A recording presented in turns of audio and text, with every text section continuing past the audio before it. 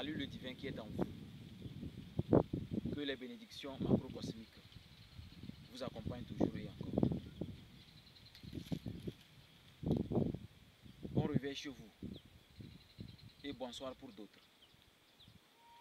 Aujourd'hui, je vais vous parler du pendule.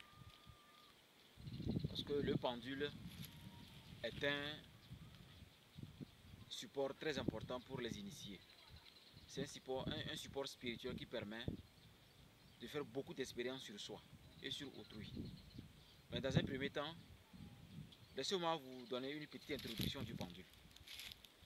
Le pendule, comme vous l'entendez, est suspendu, c'est un truc suspendu à un fil. On peut utiliser un fer, on peut utiliser un bois, n'importe quel métal pour suspendre à un fil. Et la plupart du temps, la longueur c'est du début de la main jusqu'au coude. Vous voyez? Et maintenant, le pendule doit être suspendu et accroché au doigt, selon les lois spirituelles, pour que vous puissiez faire une activité spirituelle. Et son rôle c'est quoi? Du fait qu'il est pendu, d'abord sachez que n'importe quel métal peut faire l'affaire. Mais le plus important, c'est le cristal. C'est le cristal de roche. Un cristal de roche pur, taillé dans une roche, qu'on prend maintenant et on fabrique. Ça c'est encore plus bien parce que le cristal de roche communique facilement avec les énergies cosmotelluriques, c'est-à-dire les énergies du ciel et de la terre.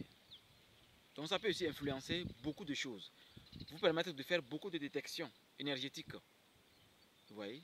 Et donc, le rôle du pendule est fondamental pour un étudiant qui vient de commencer parce que ça sert également à magnétiser de l'eau.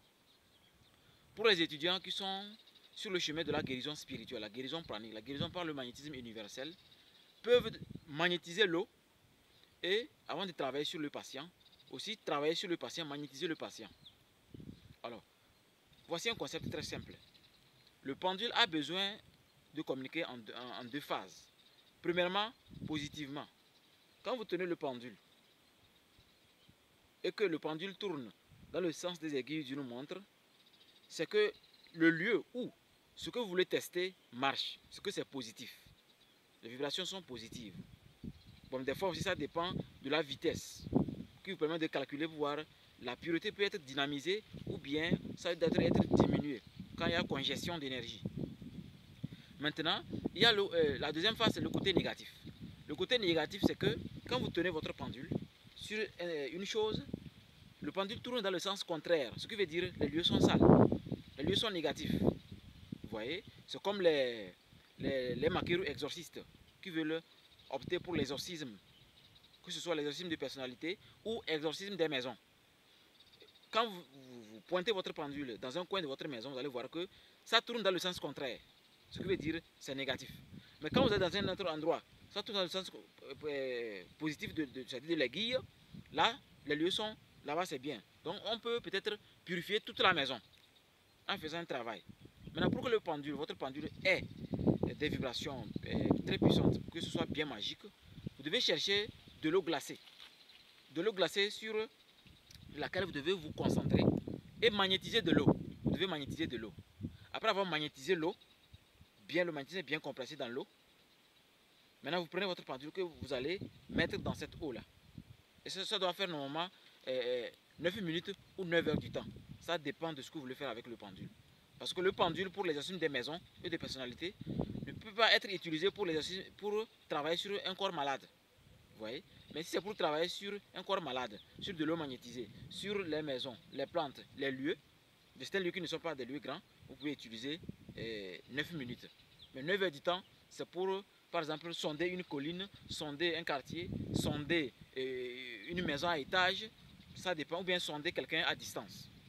Parce que, surtout pour les photos, parce que c'est très efficace pour les photos également, pour guérir une personne à distance avec sa photo, mais pour agir spirituellement pour quelqu'un, sur quelqu'un à distance, il faut une photo, mais votre pendule doit être utilisé pour 9 heures du temps. Vous savez, dans l'eau, 9 heures du temps. Donc, ce pendule peut être utilisé maintenant pour la photo de quelqu'un qui est à distance, par exemple comme en Allemagne, en France, ou peut-être aux États-Unis. Donc, c'est à peu près ça.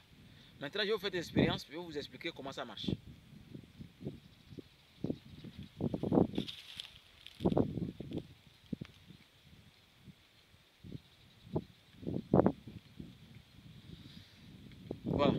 ça c'est mon pendule. Comme vous voyez non? Ça arrive jusqu'ici. Donc c'est ça. C'est avec ça que j'utilise pour des sondages. Et je l'ai travaillé de sorte que c'est un pendule qui peut servir pour n'importe quoi. C'est 9 heures du temps que je l'ai fait. Voilà. Et je travaille toujours sur l'énergie pour m'assurer que l'énergie n'est pas congestionnée, c'est-à-dire c'est pas trop. Il faut que ce soit équilibré. Pour cela, il suffit que vous sensibilisez vos mains au magnétisme. Quand vous mettez comme ça, vous devez sentir s'il y a congestion ou s'il y a équilibre. Donc c'est la raison pour laquelle les étudiants qui ont choisi la guérison pranique, la guérison spirituelle, on leur montre comment le faire. Maintenant, nous allons faire des tests. Vous savez, quand une termitière est abandonnée, il y a toujours des énergies négatives. Parce qu'il n'y a pas de termitière dedans. Ils sont morts, du moins la reine est morte.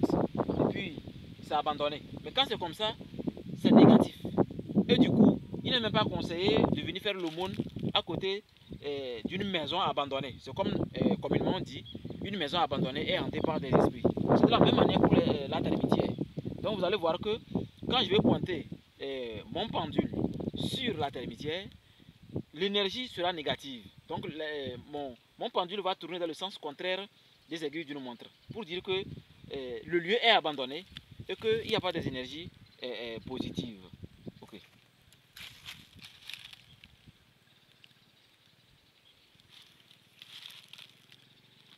Vous voyez vous voyez le pendule? Vous voyez comment il tourne? Voilà. Parce que l'énergie qui est contenue ici est une énergie négative. Et donc le cristal, le pendule ne se sent pas bien. L'énergie ne correspond pas à l'harmonie créée en lui. Vous voyez? Vous voyez?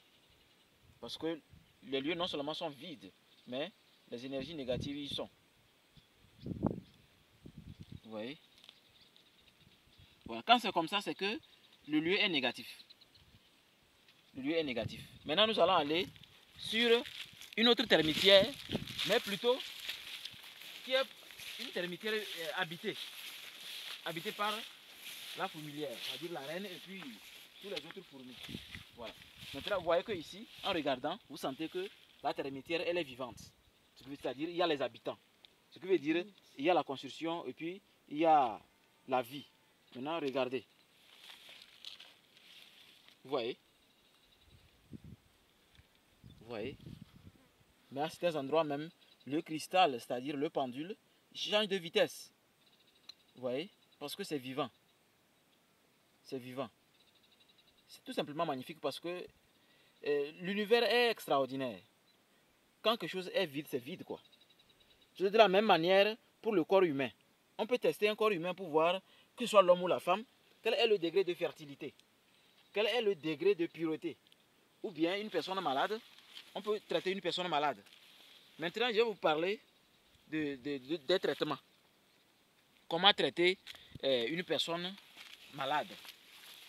Comment traiter une personne malade. Une personne malade a d'abord besoin d'expliquer à l'initié, à l'homme spirituel, ou bien au tradipraticien, au guérisseur, à un maquerou, ce qui ne va pas. Et maintenant, quand vous prenez votre pendule, vous devez savoir que vous devez aller sur l'endroit du corps où la personne ne se sent pas bien. L'endroit du corps où la personne ne se sent pas bien.